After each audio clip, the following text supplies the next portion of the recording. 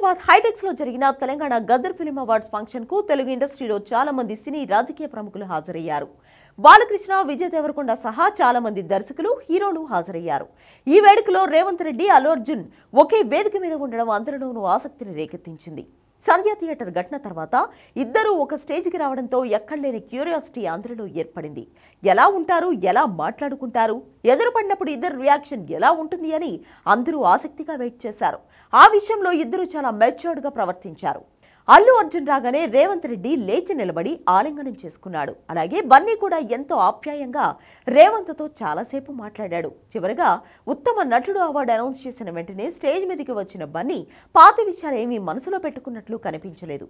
14 సంవత్సరాల తర్వాత film awards ఇవ్వాలి అని తెలంగాణ ప్రభుత్వం చేసిన ఆలోచన చాలా బాగుంది.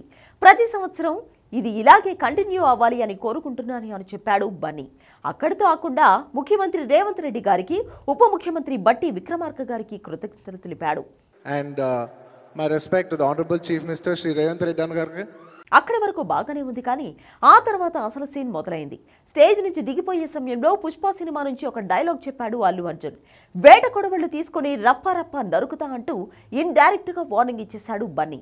ఆ బిడ్డ మీద ఒక్క గీటు పడ్డా గుంట గంగమ్మ తల్లి జాతరలో యాట తలలు నరికినట్టు రప్ప రప్ప నరుగుతా ఒక్కొక్కడిని. పుష్పరాజ్ అస్సలు తెగ్గేదేలే.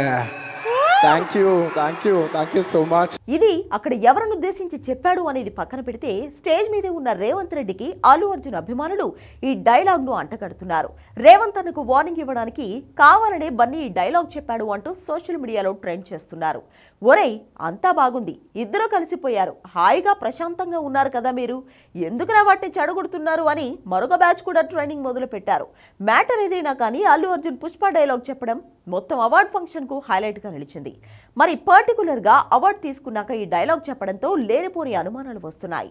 అంతేకాదు, స్పీచ్ అయిపోయిన తర్వాత అక్కడ ఒక్క క్షణం కూడా ఉండకుండా వెంటనే వెళ్ళిపోయాడు బన్నీ. అంతా బాగున్నట్టే కనిపించింది, కానీ ఆ డైలాగ్ చెప్పిన తర్వాత ఏదో తేడా కొడుతుందనిపిస్తోంది. మరి నిజంగానే అంతా అయిపోయిందా, లేదంటే ఏదైనా తేడా కొడుతుందా అనేది మరికొన్ని రోజుల్లో తేలనుంది.